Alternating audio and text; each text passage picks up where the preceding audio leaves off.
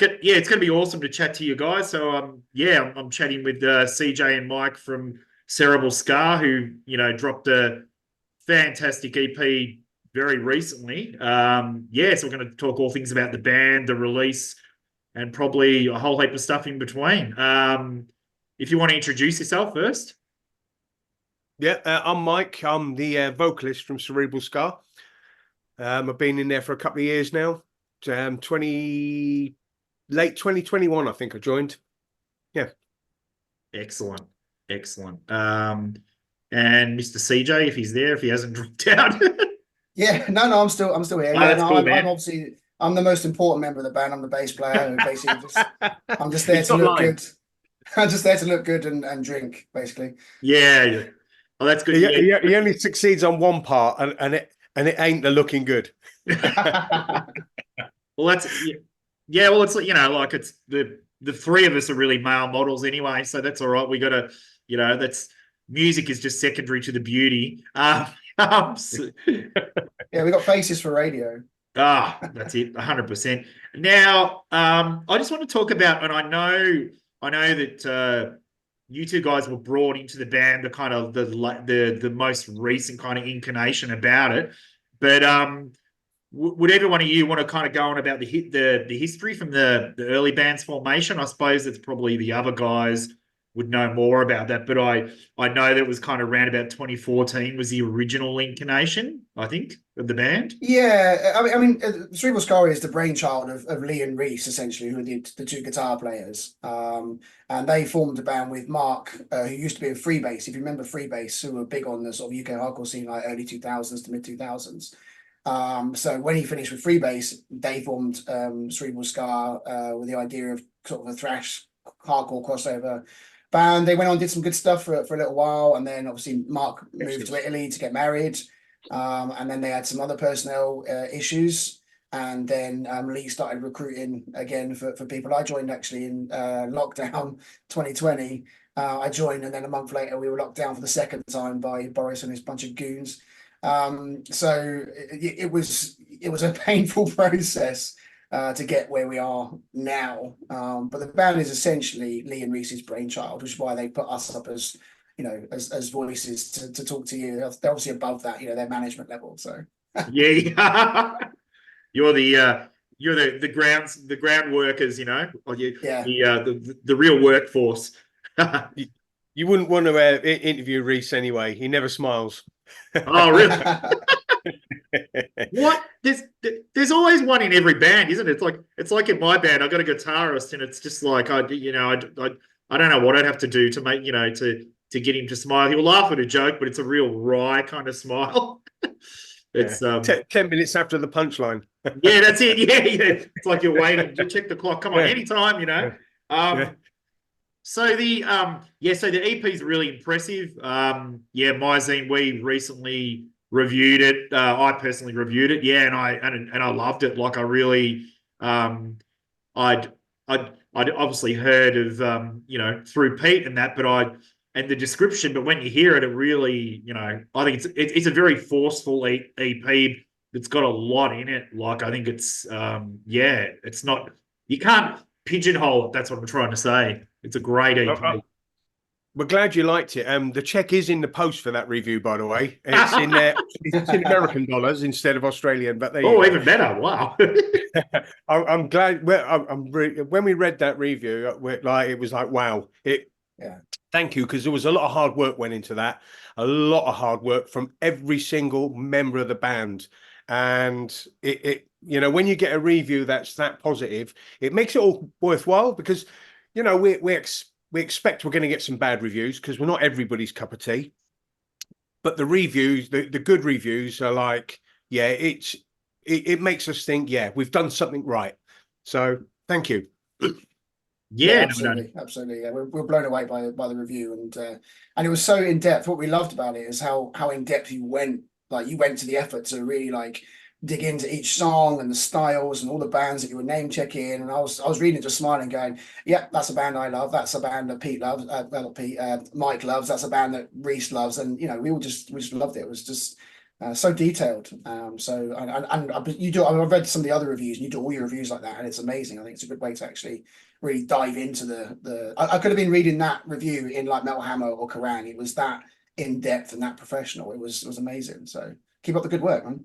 Yeah, thanks. No, I appreciate it. Look, but I really look. I think it's worthwhile taking the time, and sometimes it's don't. I almost miss the deadline because I really want to. I like to spend a lot of time listening to it and then picking holes in it, who it sounds like, and that. And look, I think that's the beauty of the band. I think it's nostalgic, but not as in some bands are complete nostalgia, and that's all you're going to hear. It's a mix of everything, and you can't, as I said, you can't pigeonhole. You've got obviously Mr. Mike's vocals there that are very, very death metal, but thrashy at the same time. And then musically, some of the bands I name checked, it's got everything from some really classic hardcore kind of influences to very strong, death metal and in between across that extreme metal. But it's also very catchy and there's a lot of groove in it. Like and that's what I like about it, because it's like anyone when you listen to, music, some things that come across your desk or that you even listen to, you're just like, oh, okay, right. This is, not much excitement, and you want to have that excitement, that's what I look for. Because there's a lot of dull shit out there, right? as we all know. Yeah, there's such a the internet has made the market absolutely bottomless, really. So you could go a band that you might never ever hear of. One day you might have a friend that's listened to them, and it's on your feed. So you hear about all these bands, and then sometimes you click on it and you get a gem. And other times you click on it and you get a bomb, and you're thinking, oh my God, what are they doing? But in general, the music scene has benefited from the internet in that more bands can get out there. But it's also, I think it's killed it a bit as well, because you can't make your money from selling records and this, that, and the other. You've got to really try and get out on the live scene. And there's so many bands, especially after lockdown, there's so many bands trying to get out there and gig that it's almost saturated. It's like from being nothing, all of a sudden there's gigs all the time, and people are like, especially there's a cost of living crisis. I don't know about in Australia, but in England everybody's feeling the pinch, and people Absolutely. now have to pick and choose. They have to pick and choose where they're going to go, what they're going to spend their money on, and we're all out there, and we've got a healthy relationship with most bands that we played with. And we're all in the same boat, but we're all supporting each other as well. We're all like, let's do it. Just get out there. And if people come, they come. And if they don't, hey, it's a free rehearsal. Yeah. Well, that's why we try and push for free entry shows whenever we do them. Because of, as Mike alluded to, obviously people are feeling the pinch, but you're more inclined to like go for a night out, and even you don't have much money in your pocket, it doesn't cost you anything to come in. One of your mates buys you a beer, or you can probably stretch to a couple of beers or whatever, and then if you like the band, you buy the merch. But free entry shows are something we really push for at the minute, because I just think that encourages more people to attend. Yeah, no. Our last two shows were free entry, and our next two or three are free entry as well. Yeah. It's got to be a thing, because I think as soon as you put a price on the door, you're putting a barrier to people attending, because it's like car parking. People don't like paying for car parking, right? And even if it's only like £2 to park for like all day, people just don't like it, so they won't park or they won't come to town. But if it's free parking, they'll come to town all day long. And it's just something in the psyche of people that if the show is free entry, they're more likely to go, do you know what, sorry, let's go down, we'll have a beer and check these bands out. Yeah, it's what both of you took. And the CDs. 100%. That's what keeps us going. Our merch sales last year more or less paid for the EP. So, and the recording costs, especially when you're working with a top guy like we did, Neil Haynes. What a producer! What an engineer! He got the best out of us. He comes with a price, so we had to pay. But as you've said in your review, I think the price was worth paying.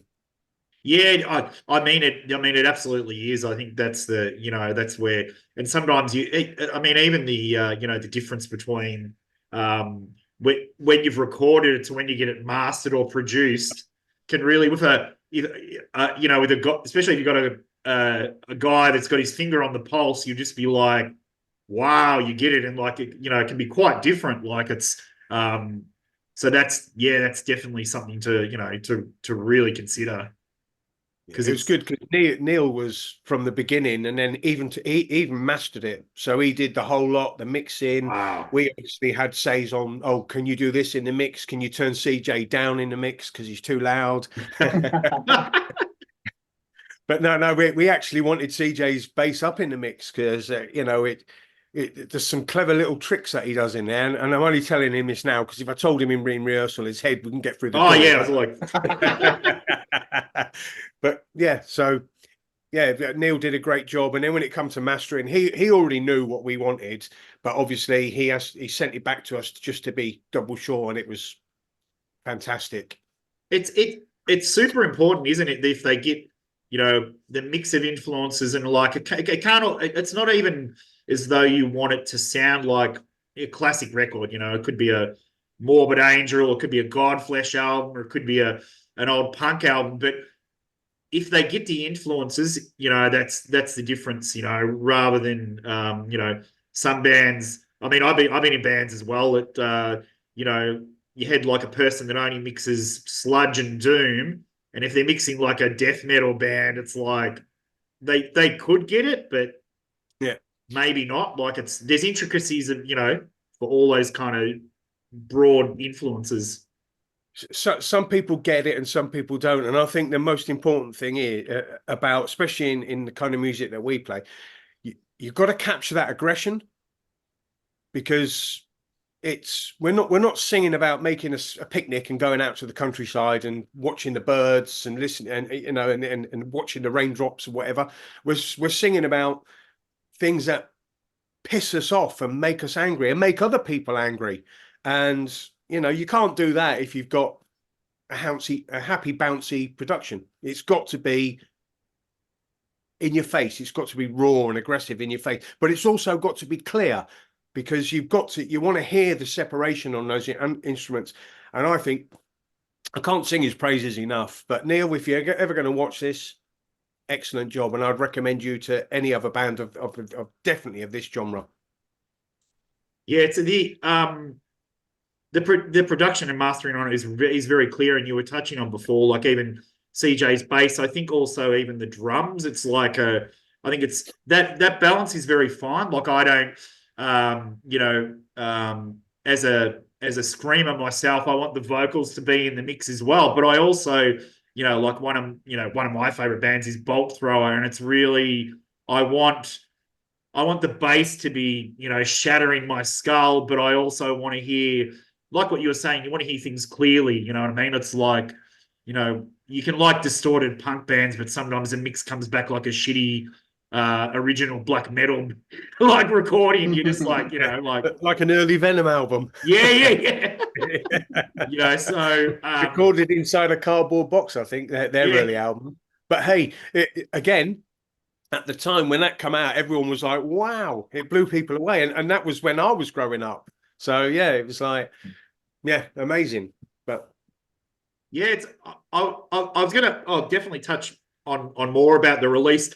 What you both touched on about the cost of living, I think that's quite a big thing even in Australia now, because I'm even myself on social media the other day, there was a local gig in my home city for 3 local bands, and they wanted $30 Australian, and I was like, get the fuck out of here. I was like, because the cost of living in that, and it's like drinks have gone up, everything's gone up, transport, the whole thing.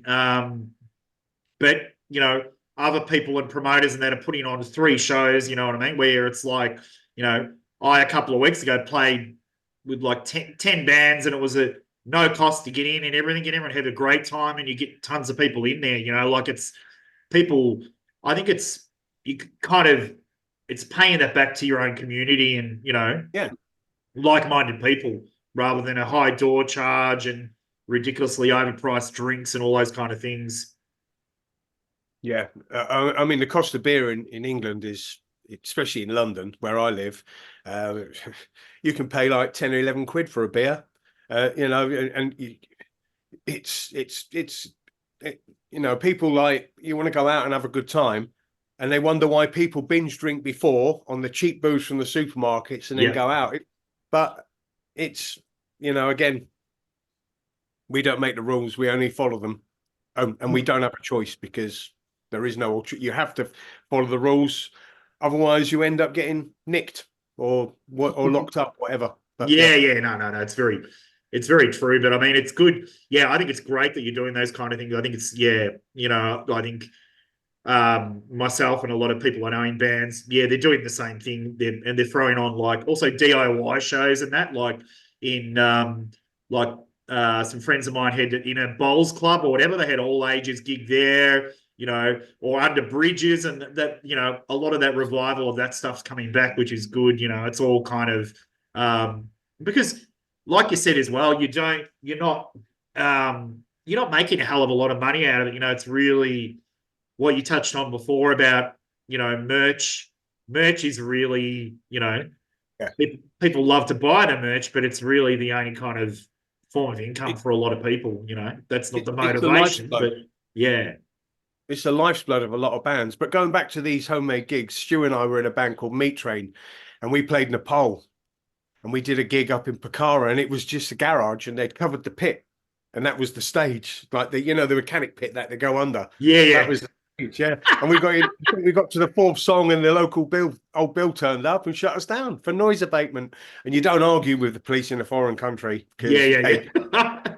you might just disappear. That's yeah. Yeah,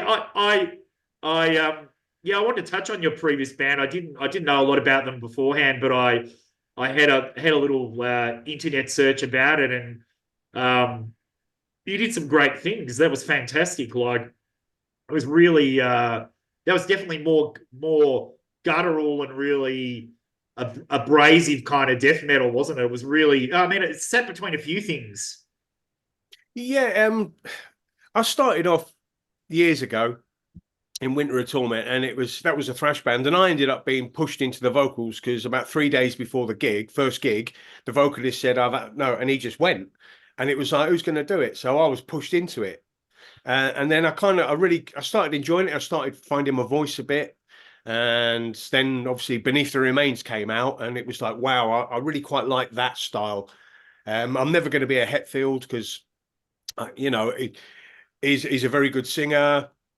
Despite what people do, they might knock Metallica, but they ain't the biggest metal band in the world because they're crap. Yeah. They're there for a reason. And like I say, you might like them, you might not like them, but they're up there, and you know they've done it. So, and then I went through. I went to when Winter of Torment split. I joined Rain as a guitarist for a while, and then from there I went and did Liquefied Skeleton, which became Meat Train. And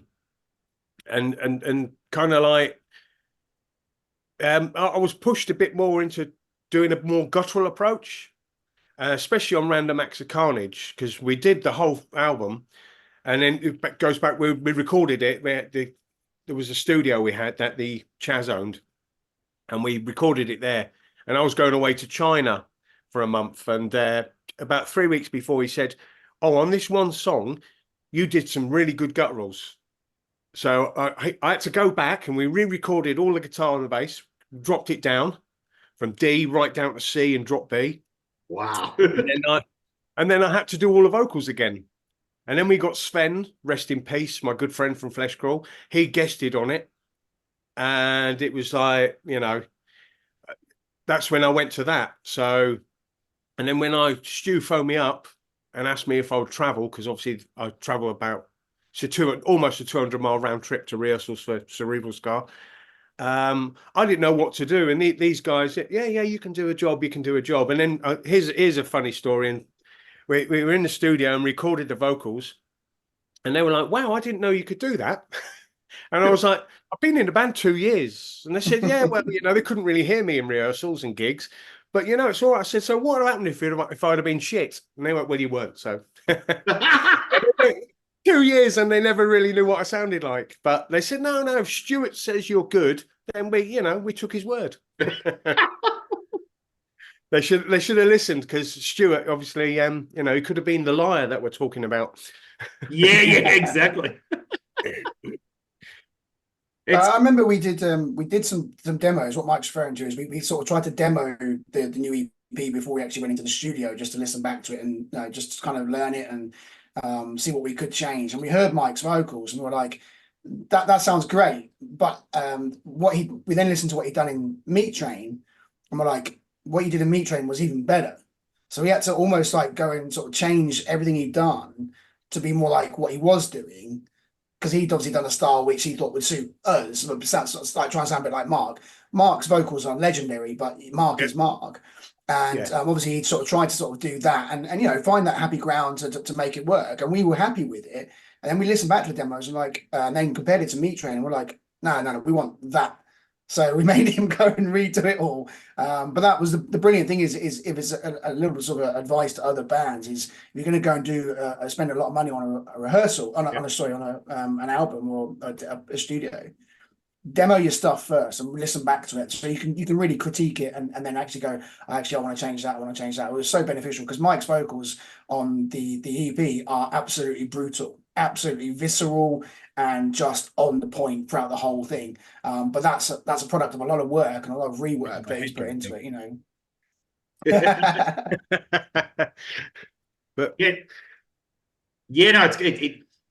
it's great, and I think it's like you said, you were talking about the gutturals, but I think it's also there's great singing bits in it as well. Like I think it's it's not one particular style. Like I think it's which is the music is unique, and so are the vocals. I think it's just really, the mix of the two is really, as I said earlier, hard to pinpoint and nail down, which is great. Because I took the aggression from death metal and the Cavalera from the Beneath the Remains, Arise era, that kind of gut aggression. So it's not quite guttural, but it's almost there.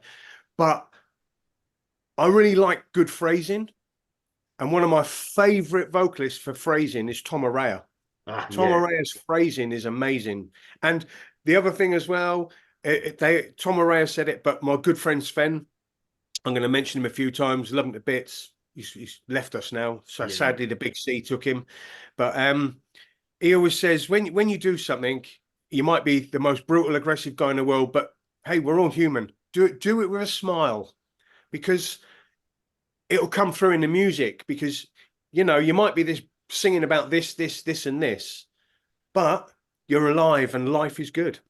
So yeah. So I try and I want the good phrasing, but I want the aggression as well.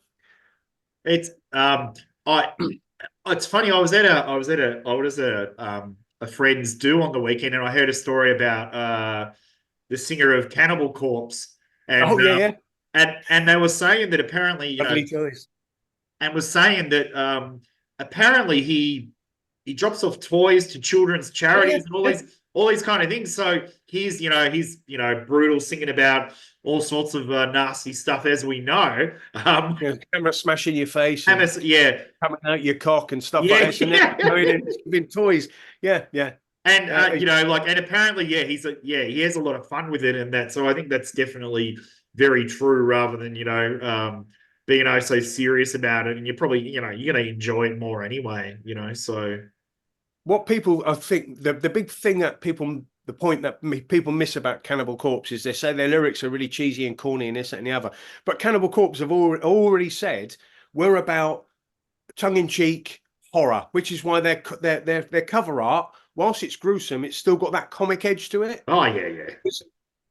You can't seriously think that people are going to absolutely love you talking about butchering people and this, that, and the other. It's like horror films. A good horror, people don't go to a horror film and think, God, I fucking wish that happened to me. You know what I mean? They go there because they want to be scared, they want to have fun. And Cannibal Corpse do it, and they are probably my favorite death metal band on the market. Them and Obituary. Yeah. Oh, they're like the demigods, that really and still, do it so well live, So They have that amazing groove. Obituary have amazing groove.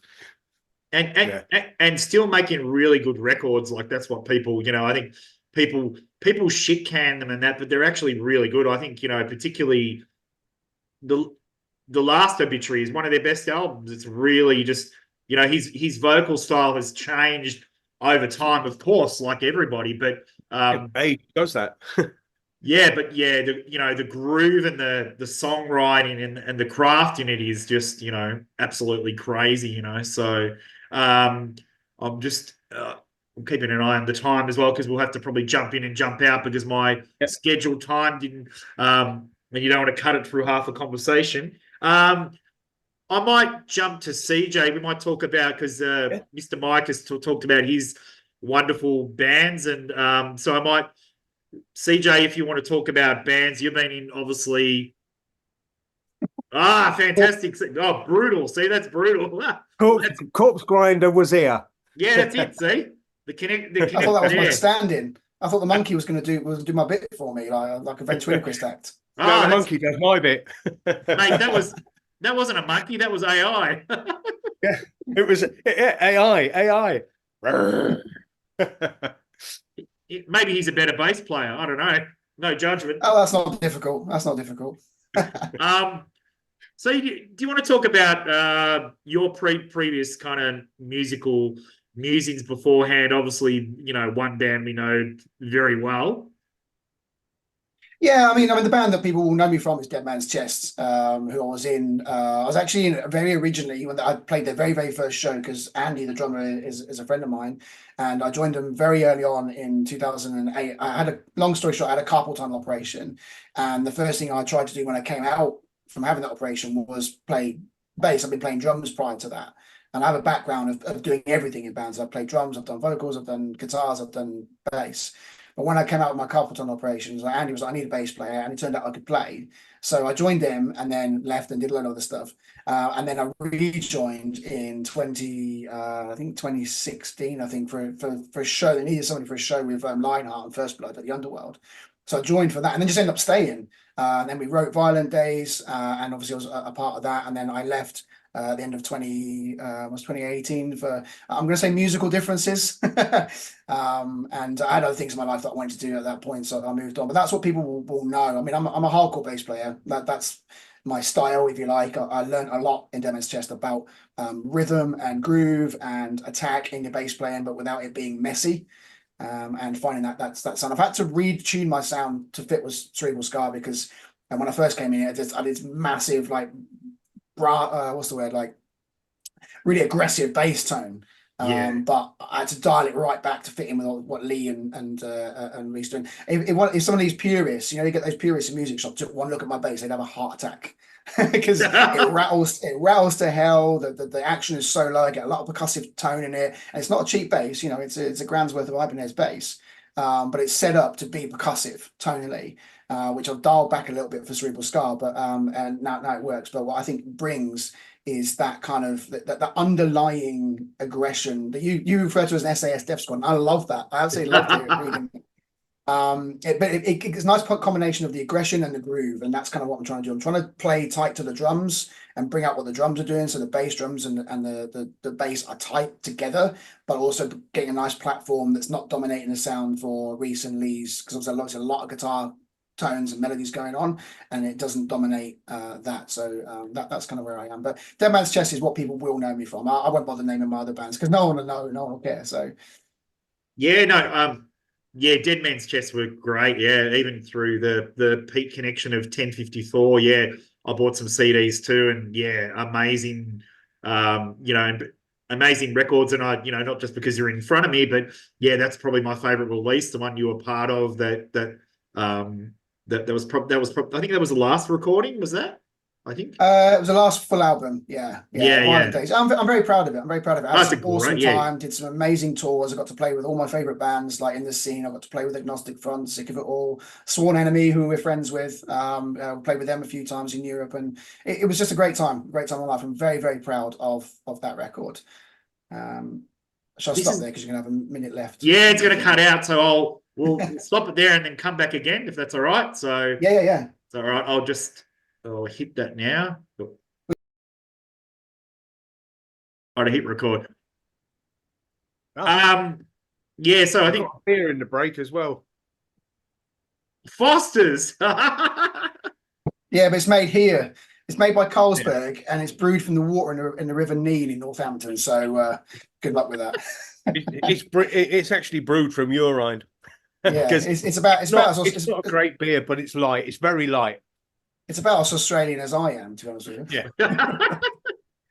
It's yeah, it's pretty funny. When I was on a working holiday there, and it was like, do you drink Foster's all the time? And it's like, I seen it in ads as a kid, but you literally have to get it as an import for obvious reasons, which you just stated. You know, like it's but I it's used to like there was an Australian beer years ago when Swan. I don't know. I haven't seen it in this country for 20 years, but I used to drink Swan back in the day over yeah, here. that's from one of the other states. I think it's from South Australia. I think it's very popular over there. Yeah, so yeah, there's a whole heap of all beers like everywhere else now. Yeah, so we touched on Dead Man's Chest. Yeah, as I said, yeah, fantastic release. I nearly called your band the Meat Tray because we have raffles at pubs and they call them the Meat Tray. So it's obviously the Meat Train. When I seen that name, that's what I immediately thought of. And I seen in some of their pictures too, you would have some costume kind of things as well. Yeah, I've still got the props up in my little music room upstairs. They Yeah. were pretty good because you normally only see that for kind of almost nearly symphonic kind of metal bands, but they were pretty full on. So Yeah, they look the great. bass player Lorna, she made them out of leather. She used to do all the leather craft and put their fake eyeballs in. Yeah, yeah. I used to. I'll tell you what, I hated it when we had to. It got to the stage on the random acts stuff. You got to wear it on stage. I hated it. I hated it. It's not me. I don't like doing that kind of shit. I like to get on. I remember we did some gigs with Flesh Crawl in Germany and Austria. And before we went on, Sven said to me, "Go and put on your makeup, pretty boy." But yeah, I used to hate it. And after the third song, this piece of leather would be slapped on my forehead. I used to just take it off. I hated it. But there you go. Yeah, no, they're horrible. I was in a kind of hardcore influenced death metal band, and when we had an album launch for some, I decided to be funny. I'd wear a balaclava on stage, and I got through literally a minute and a half in the song, and I just took it off. I was like, I can't breathe. I'm sweating. This is horrendous shit. Yeah. Yeah, God, no, I couldn't do that either. Yeah, thank God, Cerebral Scar. We're all like gods. We're all good-looking gods. Yeah, that's right. Yeah, and we don't need the mask. That's Come right. and see Yeah, our beauty. it's art on display. Exactly. Yeah, yeah. Very. It's like my face is like a modern masterpiece. It's all over different shapes. I wanted to talk about some of the themes on the EP. It's 4 tracks. It's very solid. Yeah, there's a lot of obviously themes that go across it. So do you want to talk about some of those? Some of those, they're probably pretty current kind of topics, I would say, what I've gathered from the lyrics. I'll let Mike talk about the specific lyrics, but I think the overall vibe of the EP is a product of a band that's been through the ringer. Because I joined in 2020, Mike joined 2021, and we had various issues with Stu, our drummer, had to have a kidney operation. Then Mike had his battle with bowel cancer, which we've well documented and talked about. And we've just been through it as a band with one thing after another, having to deal with it. And we've all dealt with it together. We're quite together, like unit of mates, basically, like 5 mates who drink down the pub, and I think that comes across in the record we've been through the mill. This is how pissed off we are, And then obviously the songs, the lyrics are quite current. They're very modern. We're not a traditional metal band singing about, I don't know, killing budgerigars or I don't know, or blowing up windmills. I'm not into death metals. I don't even know what they sing about, I'll be honest with you. But the lyrics are actually, we think, are very current and very relevant to where we are as a society now. I'll let Mike fill you in on each sort of song, but that's kind of where we are as a snapshot. Yeah. Well, Follow the Liar was originally called Terror Killings when I joined, but they didn't have any lyrics. So that was the first song that I got my teeth into, so to speak. And I really get pissed off with these people on the internet who they hide behind a false identity, false pictures, and they draw you into thinking they are some kind of god. And this is actually based on a real person that I personally know. And he's fooled everybody into thinking he is some kind of god when he's not. He's the biggest arsehole you will ever meet in your life. And he thinks he can tell people what they can do and what they can't do and how they should do it and this, that, and the other. And then it's also about other people who you do something and it doesn't matter how well your intentions are, there's always somebody will find the negative in it and they will slag you off. And I hate people like that because if some people are out there and they're doing their best to help others or they're trying to support others, and somebody will say, oh, you're only doing this because of this, or you're only doing it to make yourself look good. And those people really fucking piss me off. So I thought, you know what? I'm going to write a song. And then it was just called Internet Messiah. And then CJ said, oh, change the title because we can do something with this Follow the Liar bit. And we'd already got the art done. The art's been done since that was the first thing we did, really, after I'd written the lyrics. We sent it off to an Indonesian guy that did the Meat Train, the random acts, and he came back with this. And basically, CJ came up with the follow the liar bit and the chants, and a lot of the chant and backing vocals are CJ's ideas. And so that's how Follow the Liar came about. So that is about internet warrior, keyboard warriors, internet arseholes who basically are only there to piss people off. Instead of using the internet to be nice and say, oh, well done, you've done this, they're quick to like shoot you down and try and make you look bad. Sell the dream. Well, it says it all, doesn't it? Empty pockets, empty stomachs, third world losses, fueling rockets. The governments, we're all struggling. But they can always find money to put a fucking missile in the air and send it somewhere, can't they? They can always find money for war. What about the people of your own country? And it doesn't matter what country you're in. What about your own people? What? Don't send a rocket to the moon. You've got billions of people and millions of them are starving and living in poverty. Don't do this. Don't do that. Politicians, they're quick to tax you on everything. And, we get taxed from... You get taxed on everything you buy, but everything that you buy has been taxed 4 or 5 times before. You buy a house, you get taxed for living in it. You get taxed for using the roads, even though you're paying road tax. Everything is a tax. Everything is a financial penalty. And, why? It's disgusting. They should be helping us now, not, that. So that's about basically politicians and warmongers, etc., etc. They're all, in my eyes, they're all in that same, put them all in the same bucket because mix them all together, they all come out looking like shit. Whether, I don't know. There might be some good politicians out there. I really don't know. I couldn't possibly comment. But from what I see, there's more bad than good. Enough said. I'll probably get sacked for that, but there you go. It's so accurate, isn't it? Like the universal truths that are really, accurate. So that's these people in most countries are democratically elected by people because they make promises.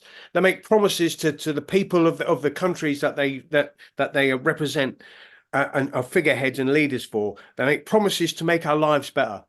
But you know what? Over the last 10 years, they haven't. And before that, all governments have done it. They make all the promises and you're supposed to be better off. But you know what? I'm no better off now than I was when I was 16 years old. And that was in 1841. But yeah. And and then so going on, crucified a savior.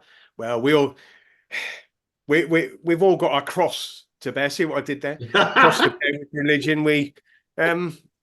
It's you, the gods that you look up to a god, but some religions, you murder somebody and you go in and you confess your sin and it's, oh, say 3 Hail Marys or whatever, and you're forgiven. How can you? So you pray for forgiveness after you've sinned. Don't commit the sin in the first place. We're all one race, the human race. It's not bloody hard to look out for each other. One single act of kindness. It can be a smile. It can be a good day, a good morning, a shake of the hand. It can be opening a door for somebody. But, that's what we're human beings. This is what we should be doing for each other. Not stabbing each other in the back, not criticizing each other, not looking for somebody who's fallen to laugh at. If you see somebody fall over, pick them up, help them. Because I'll tell you what, one day that might be you, which brings me on to my battle. Like CJ said, I had cancer. And I battled that. And that happened about 5-6 months into being in the band. That happened. I was supposed to be in hospital for 10 days. I had 6 major ops in the first year because it all went wrong. So, yeah, I'd spent 3 months in hospital. I went from nearly 18 stone down to 12 stone. I couldn't walk more than 50 meters because my muscles had wasted from being in a bed. But I'm back here. And so it's like, and where was the God when all this was going on with me? It wasn't a God. It was the fantastic doctors, nurses, surgeons, the scientists they're the ones who got me back, not me going, please, please, please, God. No, that didn't work. It was a remarkable woman, Dr. Oki. I'll never forget her, with a scalpel and her knowledge and her care. So, all the gods in the world did nothing for me, but she did. And all seeing eye, well, everywhere you go, there's a camera, whether it's somebody with a phone, somebody's CCTV, a Ring doorbell, the government approved cameras for your traffic or your CCTV, your card. Everybody says, oh, my rights, no, I don't want to do this, I don't want to do that. But you see this little device here? They know exactly where you are. You can buy things with it. You tap it, tap your phone, tap your card. They know where you are. They know who you are. They see what you buy. And then it comes up in your social feeds. You can be talking about something and then you go on your socials and all of a sudden, oh, I was just talking about that. It's scary. But Absolutely. There's one thing.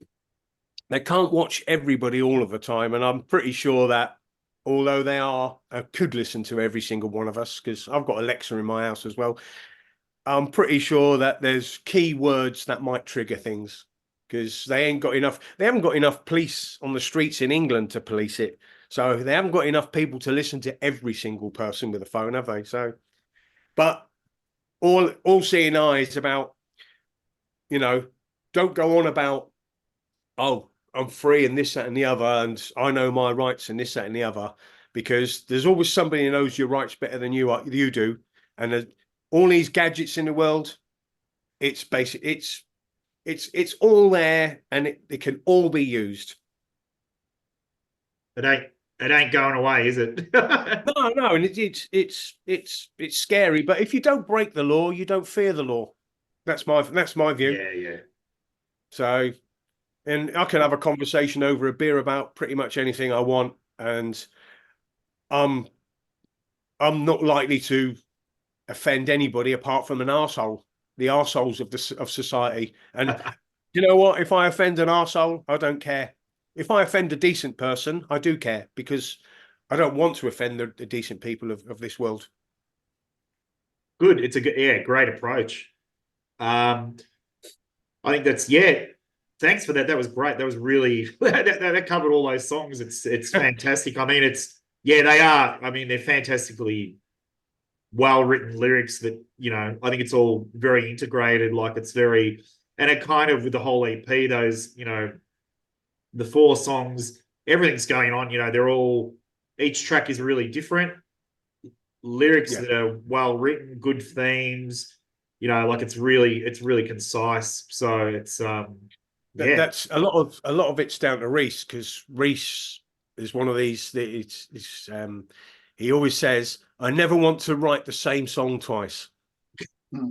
And I think that is a really, really good philosophy from a creator, because you can release the same album for your whole career, and Oh, it'd just be boring, wouldn't it? It's like, but if you've got something different, the only danger of doing something different all the time is that people will then might not get you so much, because it's like, oh, I loved the last album, but I didn't like this one so much. But I can assure you that Cerebral Scar are always going to be heavy and in your face, but we're also going to be varied. We're going to try and not create the same song twice, and we're already writing new stuff anyway. In fact, when CJ goes to rehearsal, I think they're working on a new song, which I've got 3/4 of the lyrics for already. So, yeah, Excellent. yeah, I do want to. Sorry, Mark. I do No, want to just. go for I it. do want to make a point of giving massive props to both Lee and Reese. What they've had to persevere with through, for the band, with everything they've been through with lineup changes and everything that we've discussed, and they've still got the drive and the desire to write new, interesting, and different music. yeah, And as Mike quite rightly said, Reese doesn't want to play the same song twice, but still keep it feeling like what Cerebral Scar feels like, because there's still, when you listen to the EP, they're full of quite different songs, and there's obviously a massive influence as you've indicated, but it still sounds like Cerebral Scar, and when we play them live with some of the older stuff, it works nicely. There's fast bits, there's kids two-stepping, there's breakdowns, there's beatdowns, there's enough going on, but it still sounds like us. But those two to have persevered with the band through everything, I can't respect them or scream about it enough. Really, it's just amazing. And I know they'll see this, so I hope you keep your heads in check, you two. Lee's very, very quiet. Lee's the quiet one, but he's criminally underrated, I think, because Reese is very creative. Lee is very creative, but Lee is. If you go to a gig, Lee is the one that. Where is he? Where is he? He's at the back somewhere. But on stage, you can see it. He's loving it. He's bouncing around. He's getting into it. But he likes to take a step back. Reese pretty much is the same. They're both quite shy guys, but I think out of the two, Lee is the shyer. And when them two start smashing the riffs out and then bouncing them together in rehearsals, well, you get your all-seeing eyes. Sell the Dream, I think, was a lot of that was Lee, and then we needed an ending, and Reese just went, "Oh, I've got this." Boom! It was written in 30 seconds at the end of a rehearsal. It was like, "Wow, I've got this riff," and it was that great hardcore riff, and then it was like, "Okay," and then they were like, "Have you got some vocals?" I said, "Give me a week," and I came back the following week and I started doing it. It took a little while to get, and then I had to obviously change and alter them to fit bits in and this, that, and the other. But yeah, when them two start writing their stuff, my God, and they live very close to each other as well now, so they can easily go back and I've got this idea, I've got that idea, because I think they like to sit together. They sit right together outside of practice. Yeah. Rather than sending files to each other, because you can do a file and you can I'll cut and paste that, but I think Lee and Reese they like the being there and seeing each other's faces to see, I can tell if he really likes that, or and then you can see like a light will come on in one of their heads and go, I've got this riff that'll go in with that, and I think that's, for me, that's how songs should be written. Yeah, I mean that's where the kind of wizardry kind of happens, doesn't it, with those kind of people, like that's just really, they come with something out of the blue, or I think that's very unique. I mean, you were talking about earlier too about like Max Cavalera, and that's often, people kind of slate some of the stuff he does, but I think earlier this year or the late last year, I seen Soulfly, and it was, amazing, like just the stuff, and and he's Go Ahead and Die as well, which is with his son in it as well, like everything the guy does, he's still got that ferocious, aggressive kind of nature the whole time, writing huge riffs, amazing vocals, so it hasn't kind of And gone away. thanks to him, every metalhead can now count to 4 in Portuguese. So true. I think years ago it was rumored that Rick Rubin made Slayer say the word Satan on every album, and I think Max Cavalera must have a contract saying on every album he's got to count to 4 in Portuguese. But yeah, I mean, I love Max Cavalera's stuff. I like his voice. I've met him a few times back, and I met him back at the Marquee, in on the Beneath the Remains, I think it was, and he's such a nice guy. Such a nice guy. He's I don't think he takes things for granted. I think he gets on with it and he pushes through. And nobody knows the politics why the original Sepultura lineup fell out and why the Cavalera brothers fell out. They say this, they say that. What I say, never listen to rumors, because there's two sides to every argument. And the only two people who know the real thing are the two people involved. So don't, oh, it's such and such, is that bad influence or such. People can say what they want, but unless you're on the inside, you don't know. So, and Max Cavalera has gone on to be very successful with his projects, and Sepultura are now calling it a day. They went on and they were they're about equally as successful. So, people slate the Derek Green era Sepultura. I've seen them live. I think they're great, and I think Cavalera is great. I've never seen Soulfly. I saw Cavalera Conspiracy when the first one came out of the Historia. Yeah, they're all great bands. They're all great bands. And Max Cavalera he does make consistently good albums. Well, they've re-recorded the old recordings as well, and they sound fucking great. Like yeah, pretty early stuff too. So it's yeah, I haven't heard that yet. Yeah, it's great. It's really good. Like the potential for it to be shit would be very, very high. But it's actually very good. And to touch on what you said as well, yeah, I've interviewed Max before, and yeah, down to earth guy, he's still, I mean, he still rocks up on stage. He's got his, studded vest with all the punk patches and stuff on that, and he'll he can't say enough about Discharge until the cows come home, he's a music man. Because he gets his ESP guitars for nothing, but you think he'd get 6 strings instead of 4. But I think apparently I read in an interview he started using the James Hetfield model, the Snakebite, and he's got all 6 strings on that guitar apparently. Wow. Apparently. So yeah, let's see. My favorite Max story is how when they talk about how they were, in Brazil, about how they couldn't get bullet belts, so how they made the belt with like batteries around it. And yeah, that's a great story. That's fucking a great so story. good, isn't it? Like it's yeah. We'll paint the batteries and stick them on a belt and just look evil like. Yeah, that was the Troops of Doom photos. Yeah, was that the first set of photos they did for Troops of Doom? I think so. I think I remember rightly. Yeah, I've read similar stories. That's brilliant. I love stories like that. That's so DIY. Oh, you can't. Yeah, you can't go wrong. So what else? I was going to say, you guys do some stuff outside of the band as well.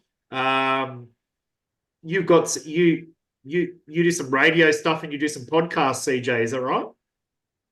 Yeah, I'm well, if you don't mind me giving it a plug, I do a retro 90s rock radio show. We have community radio here where we live in Northamptonshire, where there's a couple of community radio stations all doing good community work, and I'm proud to be a presenter on one called Beetroot Radio.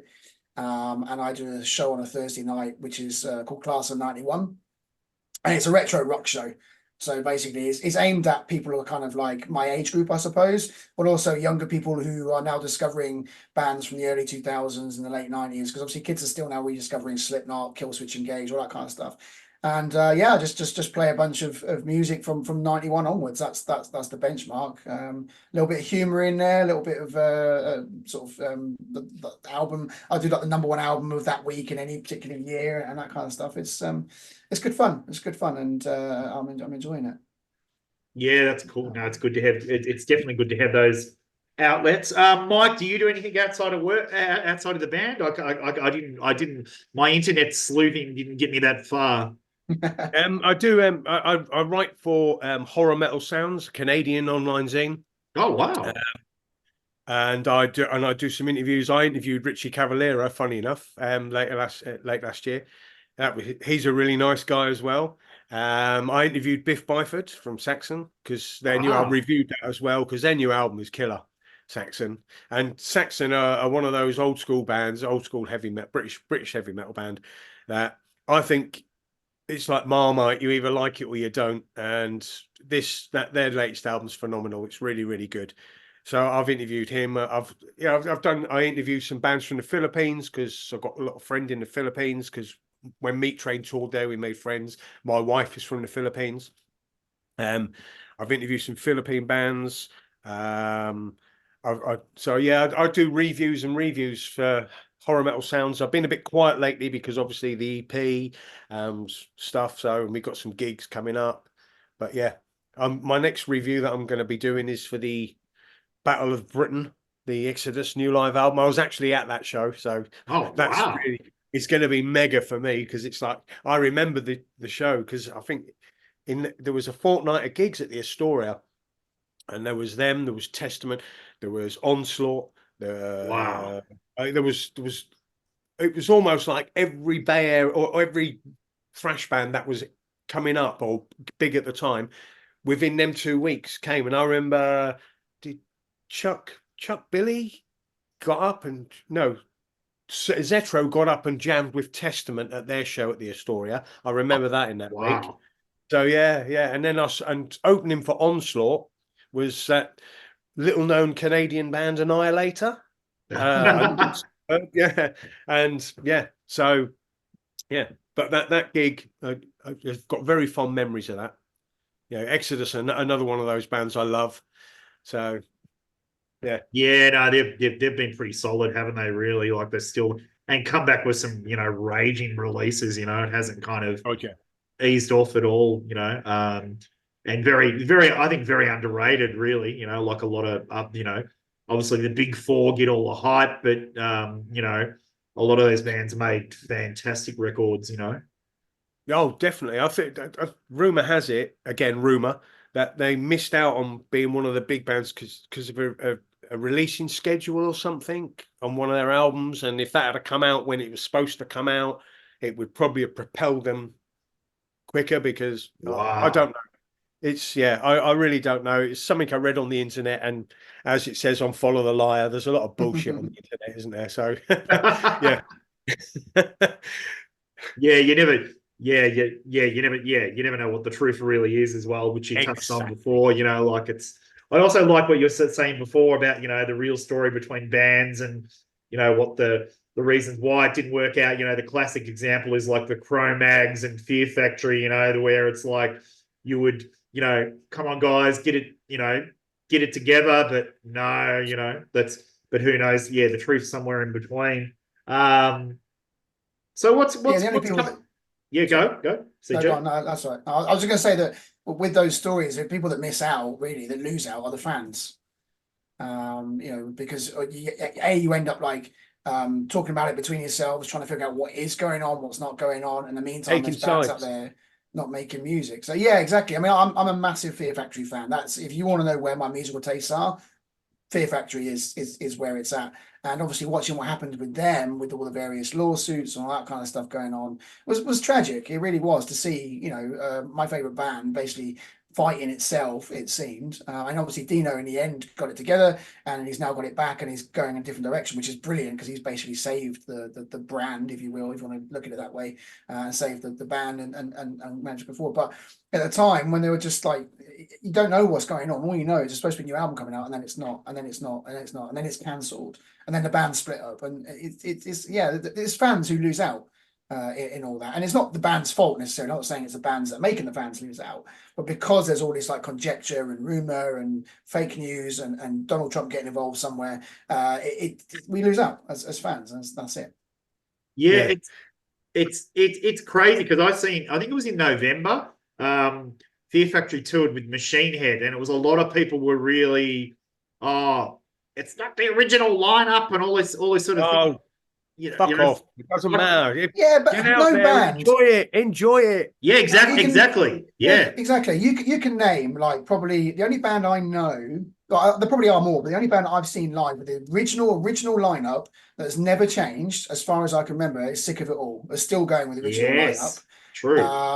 I don't think anybody else has. But I saw the new Fear Factory and I saw the new guy singing. Now, his story is amazing anyway. I mean, people can look it up for themselves. But how Milo came to be the singer of Fear Factory is just an incredible story, fan-driven, which is, one of the good things about the internet when the fans can have an influence. Is that I saw them live, right? And I was like, okay, this guy is not Burton C. Bell. I have to accept he's not Burton C. Bell. But he was note perfect. He sounded like the records. He had his own little inflection on a few songs as well, which was nice because he was able to do his own thing with a couple of the phrasings and a couple of the way he sang it. But if you closed your eyes, you could have been listening to the album. And I was like, that's great because they can now move forward. Yeah, Burton C. Bell will always be a complete legend, but a band's got to move on. A band's got to move on. That's as simple as that. The other one. Go, Mike. Sorry. No, so the other one at the moment with all the controversy is the Pantera thing. Oh. I was lucky enough. I saw Pantera back in the day. Right? I'm that old. I really am that old. So, but yeah, and fantastic. But some people didn't see them back in the day. And it's tragic that two of the two brothers are no longer with us. It's tragic. But hey, people now have the chance to see him. And Zakk Wylde is not Dime and Dime was not Zakk, but they're two phenomenal guitarists and they're out there. Charlie Benante, fantastic drummer. They're fantastic and they're trying to give it something back. And whatever the reasons they're doing it for, and there are rumours again, so ignore the rumours, go and see them and make your own mind up. Don't be influenced by the haters. I know it's this and they're only doing it for that. Go and see them, make your own mind up. Yeah, and you've always got the choice. You know what? When they're gone, they're gone. Yeah, you've always got the choice. If there's something that comes along and you don't think should be a thing, or you're not happy with it being a thing, just ignore it and move on. Let them get on with it. Let them go and make a living. Let them go and please the people who do want to see it. And if you think, I don't know, it's not Pantera without Dimebag, fine, move on. Just go and do something different. I felt that way about Slayer. Without Jeff Hanneman. I saw them once without Jeff Hanneman and they just weren't the same. I didn't bitch about it and go to my friends and go, don't get anything staying. I was just like, look, I'm not a fan of the new record. I don't think they were as good live as they were before, Jeff. I just move on. I just don't listen to the new album. It's that simple. People can just move on. And it's something we seem to have forgotten how to do as a society. You can't just simply go, you know what, that's not for me. I'll go listen to something else. Because there's a million other bands out there that you can find and you can go and watch and you can support in your own way and you can be more positive about it without the need to basically fucking moan about everybody else that you don't like. It's so negative. It's a negative mental attitude.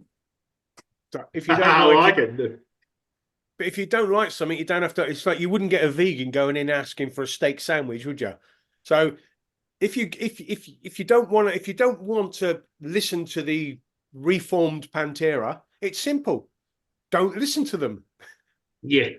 It's that easy. Yeah. Stop. Freedom of choice. Yeah. Stop fucking moaning about it. Like that's as much as Twitter and all those other places wouldn't like that. That's what they're. It's a whinge fest. You know what I mean? So that's. It keeps them fucking social fills going up with all the haters on it and stuff. Yeah, fuck them. That's the fuel, isn't it? Now, what's coming up next? Obviously, I know the EP is pretty new and is going to propel you to the top of the pops and all those kind of things. And you've talked about some new songs. What's coming up? Like I think I did say in my review that the most negative thing about your EP is that it wasn't an album. That was my only. Yeah, that that was beautifully kind of you, and we thank you for that. The trouble is, making an album now is not as impactful as if you're like a major band. So if a label, I mean, Nuclear Blast came along and said, we really like you, want to make an album, then we'll have a conversation. But a lot of the things I've been seeing of bands at our kind of level, and bands and advice that I've read from people like JS Claydon, the pitch shifter, gives a lot of advice out. Is keep it short and snappy. So we will do another EP. We don't know when. But I think for us to have an impact, because we are still, yes, the band's been around for a while, but we're still new to a lot of people. And we're going to have the kind of impact that we had on, like we did in you on your fantastic review, then it needs to be a short, snappy, bang, hit you in the face, run away again recording. So the simple answer is we're going to do another EP, maybe a year or so down the line when nothing's set in concrete yet. We're in the process of writing some more stuff, but I personally believe that's the way to go. Do something short, snappy, accessible, people are going to love, leave them wanting more, maybe, like an old showman, leave them wanting more, and build it up that way. Plus, people can afford an EP. Going back to the affordability thing, we obviously Pete's doing everything digitally on 1054. I mean, it's like $8, which is £4 in the UK, $5 in America. It's not expensive to buy. It's a pint of beer. We're selling hard copies of CDs at shows, which again are a £5, which is less than a pint in some venues. And it means that we can keep our music affordable if people do really want to buy into it, and still keep that impact without that boring people, I suppose. Yeah, go, Mike. Yeah, sorry. Yeah, I like the idea of CDs because, as CJ says, they are shorter, and they get in your face, and it leaves you wanting more. We have kind of bounced the idea. Oh, look at that! There he goes. We bounced the idea around about an album, but the time involved in an album and the costs and this, that, and the other, it's quite restricting in a lot of ways. And I personally think, and a lot of people in the industry think, certainly at our level, EPs are the way forward, because you could do an EP a year or an EP every 15 to 18 months. It gives you a chance to get out there, because we're not Soulfly, Sepultura, we're not Metallica. We can't play in front of hundreds of people every night for 9-10 months of the year. We can't do that. It's not possible. We've all got day jobs. We've all got lives to lead. We've all got time restraints on our lives and time. But we can get an EP of 4 songs, and we'll probably write 6 for it and go, boom, they're the 4. And the 4 songs that we put on it will be like this last EP. They will be in your face. And that's what we want to do, because I'd rather release 4 great songs than an album of 10 songs where 4 are great, 4 are average, and 2 are shit. No one wants filler. Yeah, exactly. We want all killer, no filler. That's it. I think this is going to cut off again.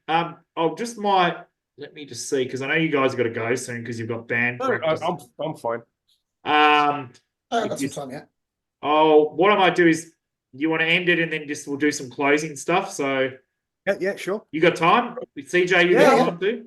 Yeah, absolutely. Yeah. It's only 12:30. I've got some time. Don't worry. All right. I will hit end now and we'll come back in again. Sorry about that. Now. Cool. So we'll come back. And I wanted to talk about, even though in my review I said the artwork was a little bit AI inspired, but because I thought people would see it that way, but when you actually look at it, it's actually quite detailed, and it really, what I love is it does, which I mentioned, it ties in perfectly with the themes on it as well. Yeah, I when I wrote the lyrics for Follow the Liar, with Internet Messiah as it was, we'd used Arda Lepa. Is an Indonesian guy, an Indonesian artist, and with Meat Train. And I said to the guys, we need some new art because we've got a new beginning. We need something. We can't just keep using this. We need to show people that we are moving forward. We've got a new lineup. And they all agreed, and we all chipped in some money, and we sent some money over to him, and I sent the lyrics. And I had a few ideas. I told him roughly what I wanted. He sent some stuff back. We said yes, no kind of thing. Game of, say, ping pong, so to speak, back and forth, back and forth. And then that came and it was like, yeah, that was fantastic. And yeah, so, but we've been sitting on that. We've been using that for 2 years. Yeah. Yeah. Yeah, but it's what I love about it is it says everything that the obviously the title track is about, the general theme of the EP. As I said, it's not traditional like, you know, heavy metal sort of lyrical content really. It's kind of real. It's relevant, we think.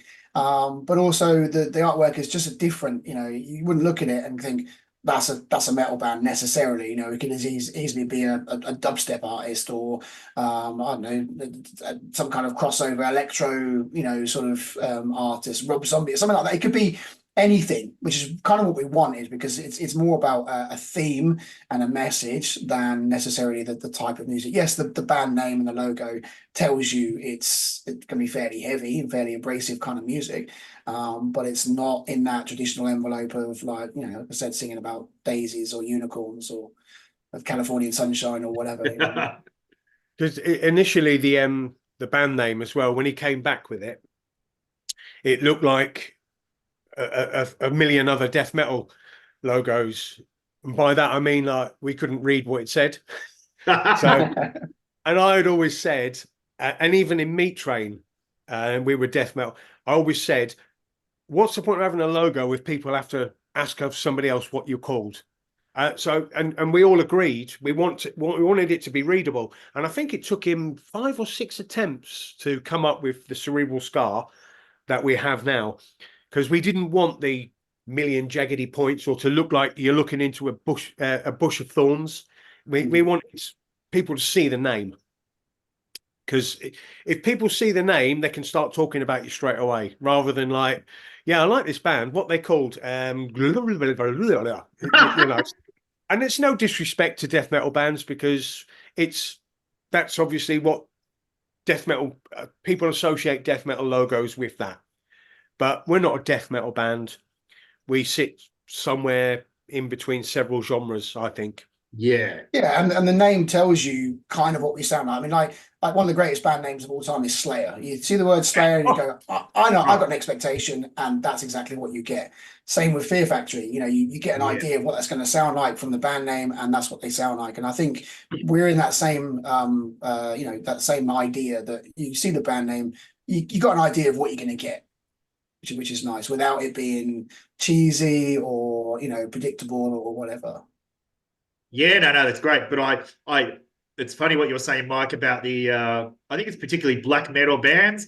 There's like so many memes about that, are like, it's like a photo on the ground of a bunch of sticks, and it goes, oh, that's a, you know, like, but that's our new logo. That's our new logo. Like, they actually in Australia, or particularly because I live in Melbourne, so it's probably one of the biggest metal capitals in the country.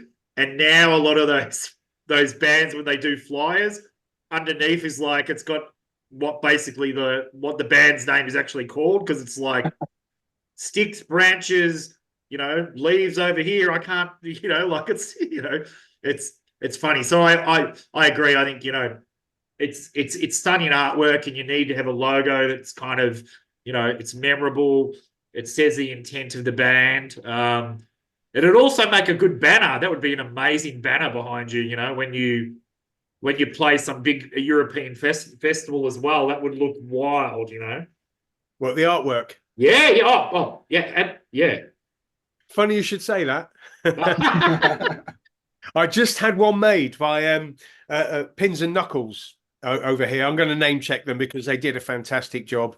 No, they're brilliant. They're brilliant. We recommend them for any bands. Pins and Knuckles merchandise are absolutely brilliant in Britain.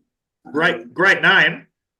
Yeah, and they ship. So if you're doing, I mean, I've done tours with DMC, and they'll ship it out to the venue. So they'll send the merch out to the first venue we arrive at, and then bang, there's your merchandise. Great quality, great people. I don't mind name checking them at all. I'll be looking forward to seeing footage with that in the background. That'd be awesome. Yeah. So yeah, any sort of other last words or kind of not last words. Last words is like this is your death sentence. Any messages out to the people out there, fans, or how actually I'd like you to describe both of you individually. How would you describe the band in like about 5 words or so? What's the ethos and the guts of Cerebral Scar? How would you sell it to the public? 5 words, eh? No, it doesn't have to be 5. It doesn't matter. Sell the dream. Come on. Brutal, energetic, realistic, metal, pure. We are WYSIWYG, what you see is what you get with us, in terms of like how we look, how we sound. But we're different enough. We bring a lot of energy to shows when we play live shows. And the band is just, at the end of the day, we're just 5 guys who enjoy a beer, we enjoy football. Me not so much in a minute, but we won't talk about that. And we just make music about stuff that pisses us off. It's a basic ethos. We've all been through some shit individually and collectively. And again, the name says it all. The name gives you a great idea of what we are, and you can expect that. And if you come to a show, you can expect loads of banter, loads of like groove, energy, and beers. Yeah, we do have some banter, especially when Stu's pedals fucked up at our last gig, and it was like, oh my god, what am I going to do? I was like, anybody here know any jokes? No, all right, well that's me fucked then, isn't it? So, but yeah, no fucking bullshit heavy metal. There you go, 5 words. Perfect. Yeah, just where you come and see us. We are what you see. You'll see us, you see the stuff. As soon as we hit that first note, you'll go, yeah, no bullshit. Straight up metal. No pretension, just in your face. I like it. And that's what it should be about, shouldn't it? Like that's. And if you want to see all these fucking serious people standing there going, we're really fucking hard. Yeah, well, you'll get the odd faces, the metal faces when we play, but you'll also get a lot of smiles as well because we're enjoying ourselves. Yeah, we do play with a smile on our face. Yeah. I personally, I'm a big believer in a show as a show. There's nothing worse than standing there watching. Like, I understand with like a new band, the guys might be nervous. They're standing looking at their fingerboards or whatever. I understand that. We've all got to start somewhere. But if you see an established band or a band you expect to be decent, and there's like no movement on stage, there's no real energy, or the singer's just doing all the stereotypical things that you would see any big band do, I think it lets them down. I think.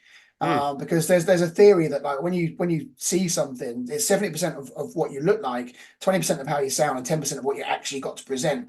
And I played in one band on my local scene, which we were terrible. We were absolutely terrible. But because we had so much energy in our live show, and because we were all basically smashed off our faces, basically, people loved us. They always talk fondly about, oh yeah, I remember them. Yeah, great. Yeah. I was like, we were rubbish. I've watched the videos. We're absolutely terrible. Because we were in people's faces playing the stuff, the singer was getting up in amongst everybody and we were just running around like idiots. People absolutely loved it. And that's kind of like on a more professional scale what we try to bring to Cerebral Scar. We try and have a high energy show that you can interact with, you can enjoy, and we play with a smile on our face as well. So and it's good. No, Slayer, Tom Araya, one of the most enigmatic frontmen in that kind of, and he always had a smile on his face. He did, yeah. And what a smile he had. He lit up arenas with that smile. But when he was doing the business of spitting out the lyrics, he was fucking serious. But in between songs, big smile. And that's what he's enjoying himself. And that's CJ bounces around like a fucking like Zebedee on speed, basically. And he's stage, and I try and move around as much as possible. Obviously Stu is nailed to his drum throne, and the two recently they move around a bit, but obviously stages that we play aren't massive, so we've got limitations as well. But energy is one of the most important things on stage, because that energy comes off and it goes into the audience. And we've had some great responses because of our energy. And Wakefield last year was a wake up call for us.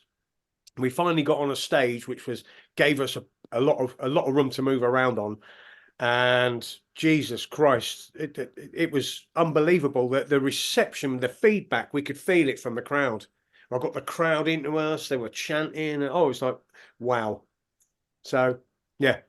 It's a two-way thing, isn't it? I remember playing with an interstate band, and the guy said a similar thing, and he goes, when that bounces back and forth, like you could have not even a big audience, but if the vibe is good and you're interacting and the energy, it's all worthwhile, so Definitely. That's great. So have you got any shows to plug or anything before we go? Birmingham Subside May 23rd, free entry. We've got Newcastle Trillions May 28th. We've got a Leicester show in August 4th, I think. Yeah, we're still working on others. We're in Hastings later on in the year. We're working to get more and more shows together. So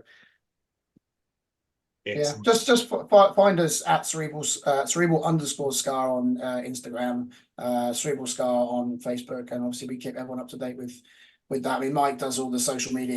Even though he pretends to like not be very good at it, he does all of these little videos and reels, and he's become brilliant at it. We're always pumping stuff out, information and stuff to people to interact with, and including like the funny Wednesday. We got on the Wednesday 13 bandwagon, but we got obviously hit to one of our songs.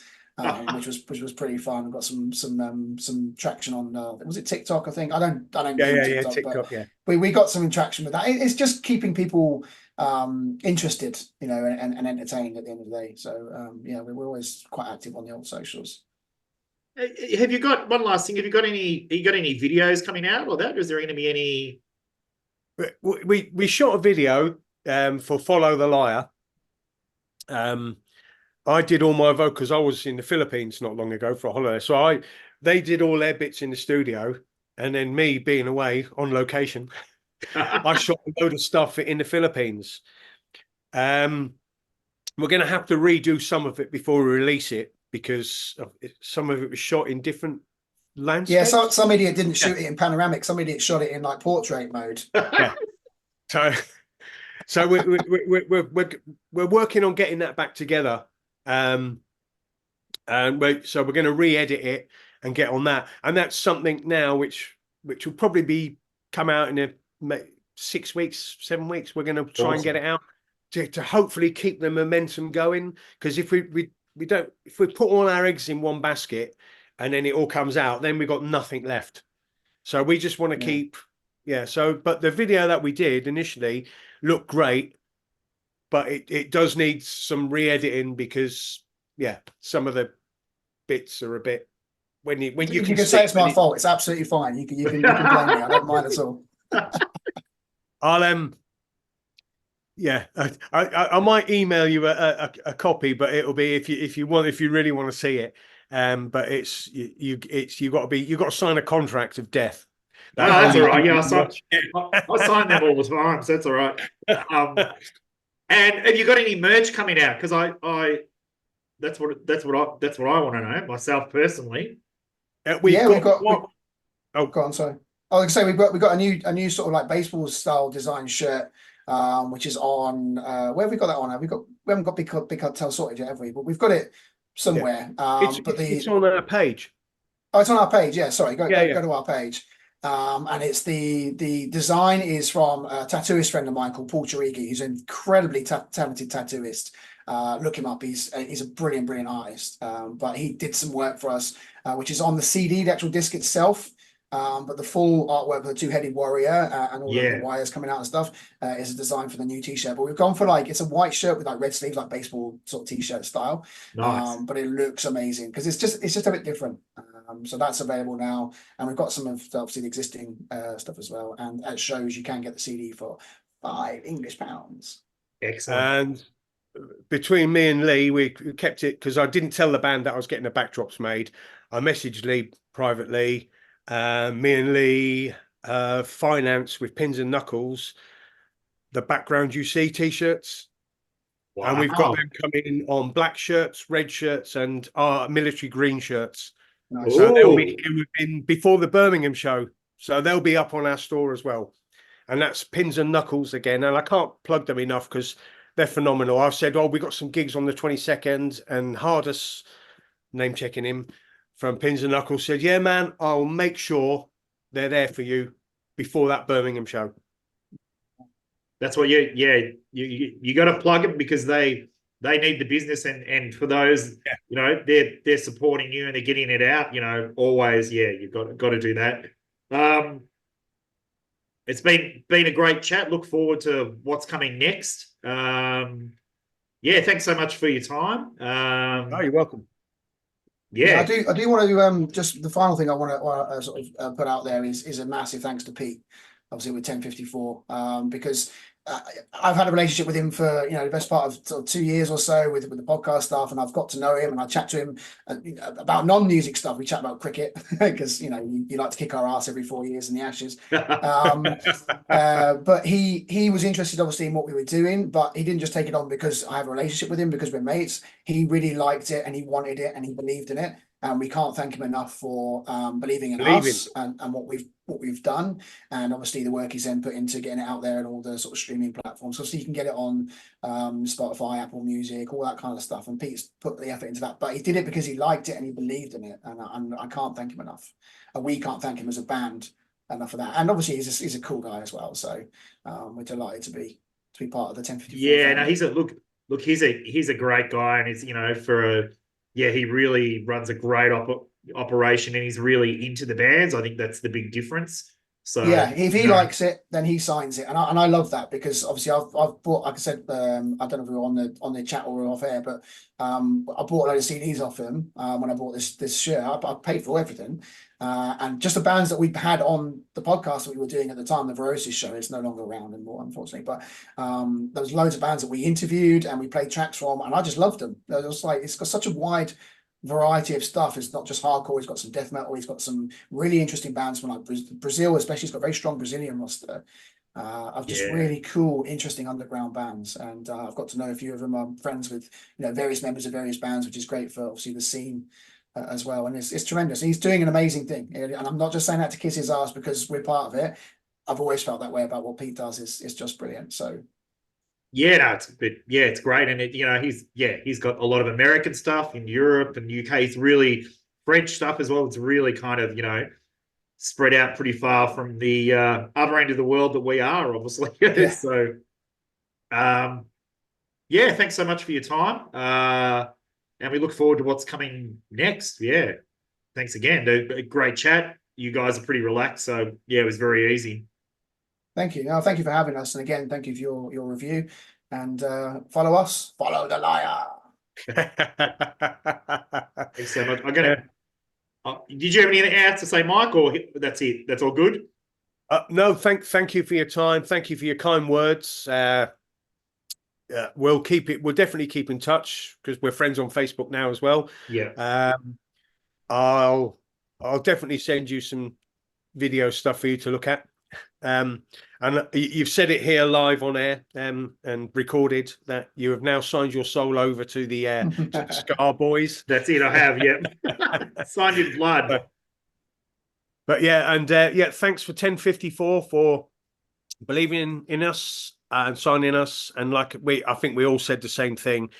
I would rather sign to a label that actually gives a shit about us than sees the pound signs or the dollar signs or whatever, because we don't make music to make money. We make music to make ourselves and others happy.